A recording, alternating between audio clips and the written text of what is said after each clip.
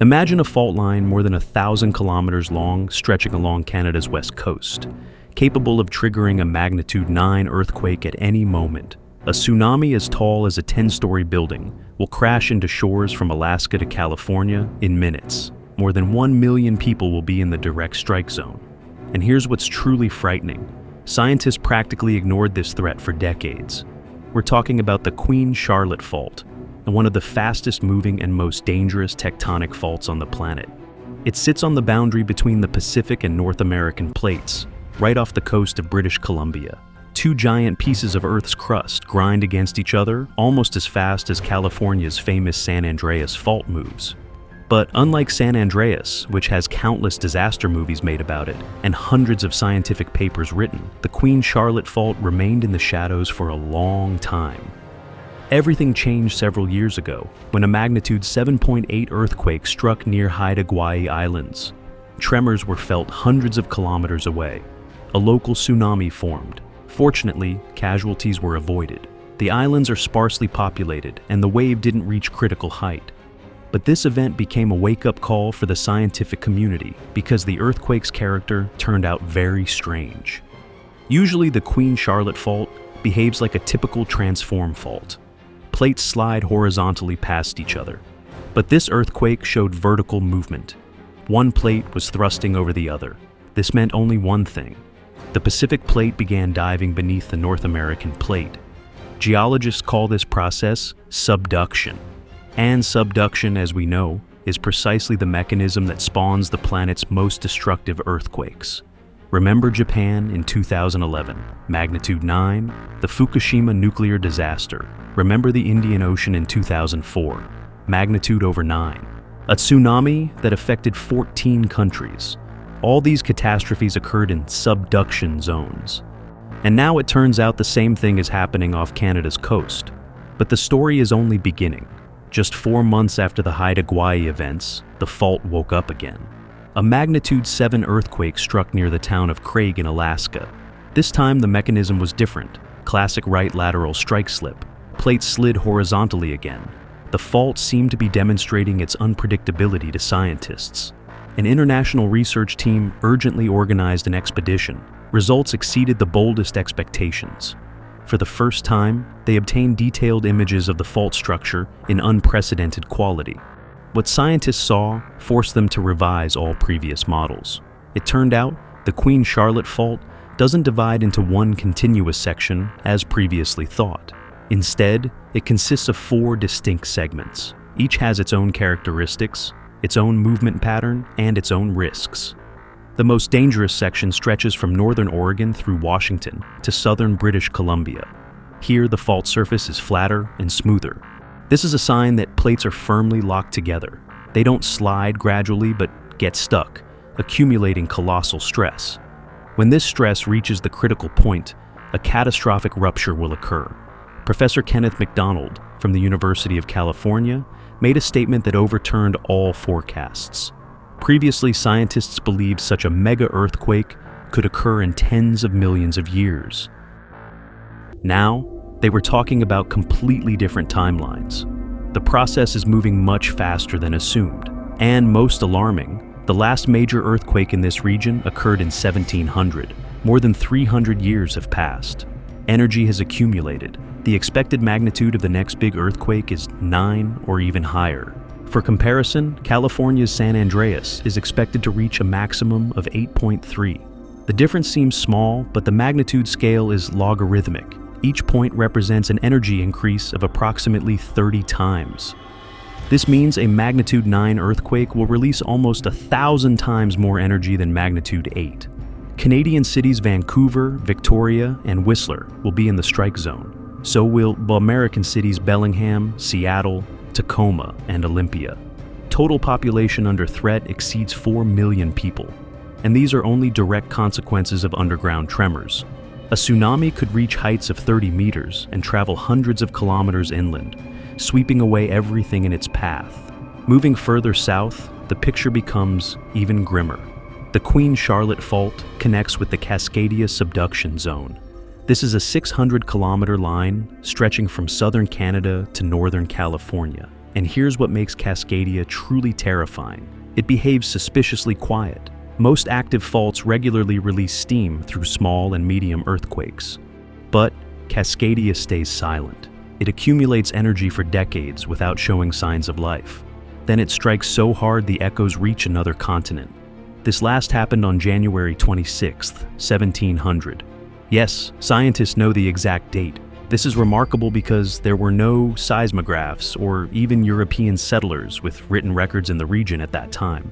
Where does such precision come from? Japanese chronicles. On this date, a massive tsunami crashed into Japan's eastern coast without any warning. There was no earthquake on the Japanese islands. Waves came from somewhere far away.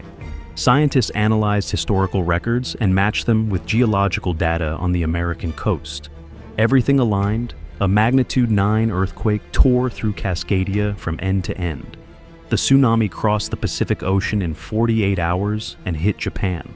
325 years have passed. Cascadia stays silent again. But beneath this silence hides monstrous stress. Emergency specialists in Oregon and Washington conducted modeling. Results were so shocking, they hesitated to publish them for a long time.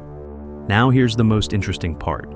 New research showed Cascadia and the Queen Charlotte Fault aren't just neighbors. They're connected much more closely than previously thought. When scientists obtained detailed images of the seafloor, they discovered something unexpected. Stresses transfer from one system to another through a complex network of cracks and deformations in Earth's crust. This means a strong earthquake in one zone could trigger a chain reaction in another. Moreover, another alarming detail emerged. In the area where the Queen Charlotte Fault connects with the Cascadia zone sits a so-called triple junction. This is a point where three tectonic plates meet at once: the Pacific, North American, and Small Explorer microplate. Scientists from the University of British Columbia conducted a series of expeditions to this location. They used underwater robots with high-resolution cameras and seismic sensors. What they saw on the seafloor seriously worried them. Traces of recent underwater landslides, cracks in oceanic crust, signs of active volcanism.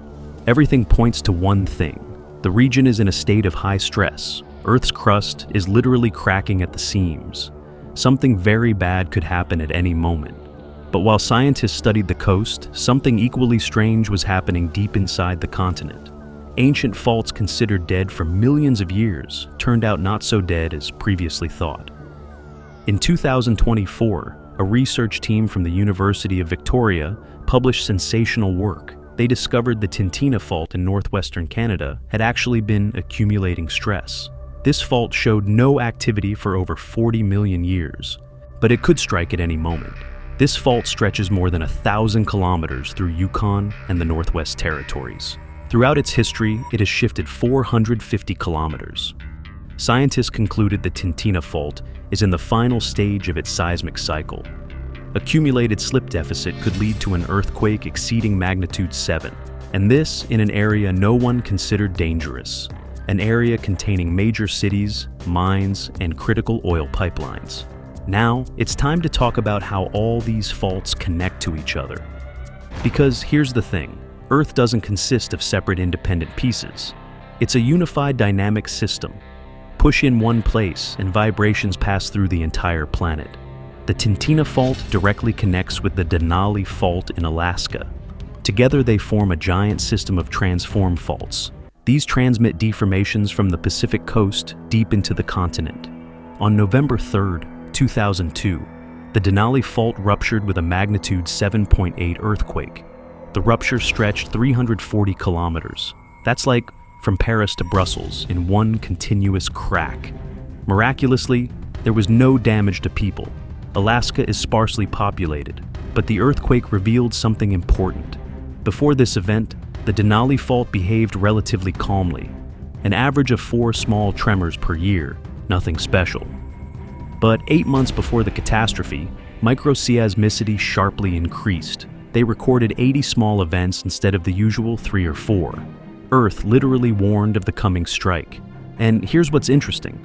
After the 2002 earthquake, activity began gradually migrating east toward the Tintina Fault, like a wave slowly rolling across the entire fault system. Scientists tracked migration of small earthquake epicenters. They move along the fault line at several kilometers per year, but connections go even deeper, literally beneath Earth's crust. In the upper mantle exist flows of molten material. Geologists call them mantle plumes. Hot rock rises from Earth's depths. It spreads beneath the crust, forcing it to bulge and crack. One such plume sits beneath Yellowstone, America's famous supervolcano. But few know this plume affects not only Yellowstone itself. The North American plate moves southwest relative to the stationary hotspot in the mantle. Over the past 17 million years, the plume burned a whole chain through the crust. These are ancient traces from catastrophic past eruptions. This chain stretches from Idaho to Wyoming. Deformations caused by this plume transmit throughout the northwestern United States and southern Canada. Earth's crust above the plume is raised. It's stressed. It's cracking at the edges. These cracks connect with fault systems we already discussed.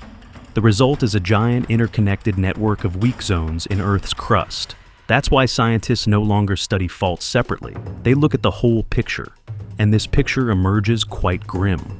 On May 1st, 2017, a series of earthquakes struck the Alaska-British Columbia border. In one day, they recorded 62 tremors. 2 exceeded magnitude 6. The very fact of such intense activity worried scientists. Then something strange happened. In March 2024, nearly 2,000 earthquakes occurred in one day off Vancouver Island. 2,000 events in 24 hours. That's 200 earthquakes per hour. More than 3 per minute. Earth literally shook continuously. What was this? Scientists believe magma intrusion occurred beneath the seafloor. Somewhere deep in Earth's crust, molten rock burst upward. It spread surrounding layers and created microcracks. The Juan de Fuca Ridge, where these earthquakes were recorded, is precisely such a place. Plates diverge and magma rises. But here's what's disturbing. Activity increased precisely now, when the entire regional fault system is under heightened stress. Coincidence? Maybe. Or maybe not.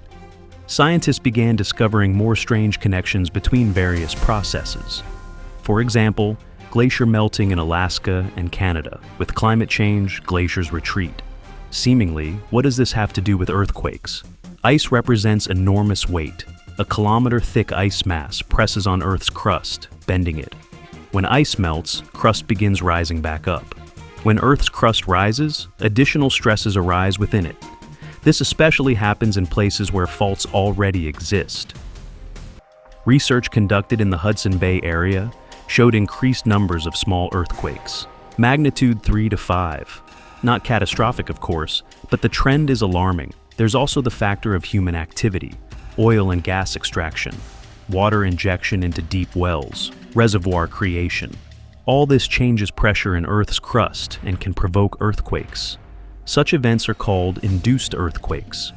They're becoming more numerous. For example, in Alberta, a Canadian province known for oil fields, they recorded sharp growth in seismic activity. Before active shale oil extraction began, about 10 earthquakes occurred annually in the region.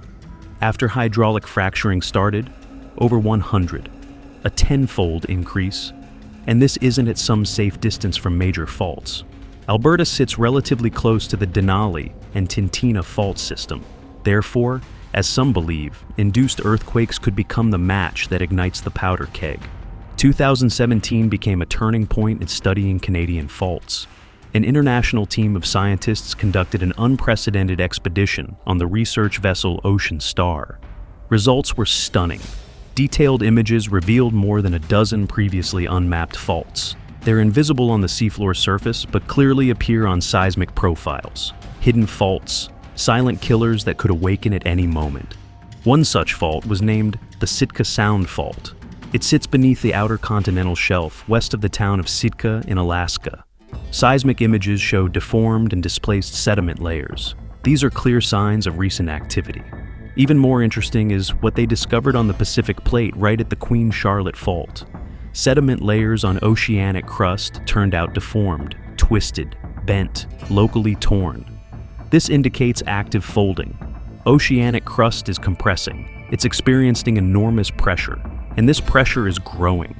Scientists built the computer models to understand what's happening at depth. Turns out the Pacific Plate isn't simply sliding past the North American Plate. In the southern part of the Queen Charlotte Fault, it begins diving beneath the continent. The subduction angle is small, only 5 to 8 degrees, but it's sufficient to create enormous stress. Seismic wave receivers beneath Haida Gwaii Islands detected reflections from the subducting plate. These came from depths of 12 to 36 kilometers, so beneath the archipelago hides a piece of oceanic crust. It's slowly crawling into the mantle. This process is lifting the islands.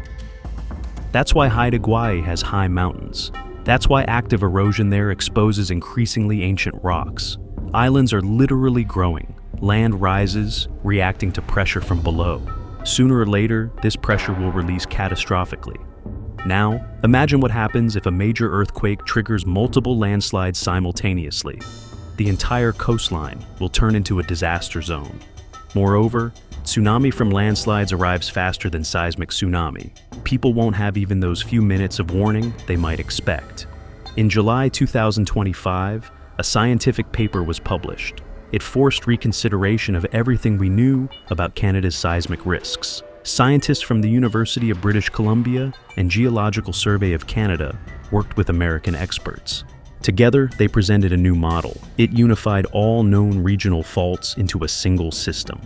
The model showed faults are connected not only mechanically through stress transfer, they're also connected through deep mantle processes. Beneath British Columbia, they discovered a zone of reduced seismic wave velocity. This means rocks there are hotter and partially molten. A kind of mantle upwelling, a rising flow of hot material. This flow feeds volcanoes of the Cascade Arc, but it also creates additional pressure on the lithosphere's base. And here's the most chilling part. Scientists analyze gases from geothermal sources in Kenya, on the other side of the world. These gases contain isotopes that could only form in Earth's deepest layers, possibly even at the mantle core boundary. Similar anomalies were discovered in gas composition from Cascade Arc volcanoes.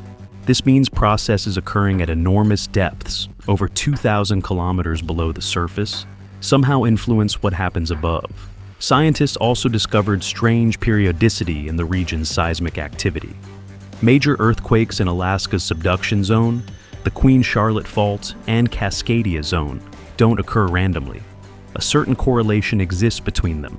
A strong event in one zone often precedes or follows an event in another zone. The interval can be several years or decades. For example, the 1700 Cascadia earthquake occurred several years after a series of strong tremors in Alaska.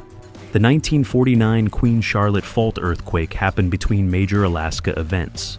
Vancouver has over 2.5 million residents. It's Canada's third largest city, a modern metropolis with skyscrapers, a port, bridges, tunnels, an airport, and it sits less than 200 kilometers from the Queen Charlotte Fault. It's directly above the Cascadia subduction zone. Building codes in British Columbia are among the world's strictest for seismic resistance. Modern buildings are designed to withstand strong earthquakes. But the problem is most infrastructure was built before scientists truly realized the threat's scale. British Columbia authorities already launched a program to modernize critical infrastructure, strengthening bridges, reinforcing hospital and school foundations, creating backup water and power systems. This will cost billions of dollars and decades of work. But will they finish before a strong tremor occurs? Port infrastructure represents special danger. Vancouver is Canada's largest Pacific port. The main flow of goods from Asia passes through it. If earthquake and tsunami disable the port, this will strike the entire country's economy, not to mention tens of thousands who could suffer directly. In Seattle, the situation is no better. The city is partly built on loose sediments. During an earthquake, these could liquefy. After New Zealand's 2011 earthquake, entire city districts had to be demolished and rebuilt because of this phenomenon. Now imagine what happens to small coastal towns. They lack resources to strengthen infrastructure. Many sit at river mouths or low shores, precisely where tsunami will strike first. After the 2004 Indian Ocean earthquake, some coastal villages disappeared completely. Nothing remained but bare ground and debris. Some optimists hope increased seismic activity is a good sign. They say Earth releases steam gradually in small portions, and no big explosion will occur. But geological history shows the opposite. Periods of heightened activity often precede major events, like a cough before serious illness. In summer 2025, the Geological Survey of Canada presented an updated seismic risk map. The high-risk zone expanded. Now it includes not only coastal areas, but interior territories, all the way to Yukon and the Northwest Territories. Some faults, like the Tintina Fault, were officially recognized as potential sources of strong earthquakes. Japanese residents know they live in a dangerous zone. They have regular drills, strict building codes, a culture of disaster preparedness. But even this didn't save thousands in 2011, because it's impossible to be ready for everything. Now, this threat hangs over Canada and the northwestern United States. Faults stayed silent for centuries, lulling vigilance. If you like this video, give it a like and subscribe to our channel. It will really help us grow.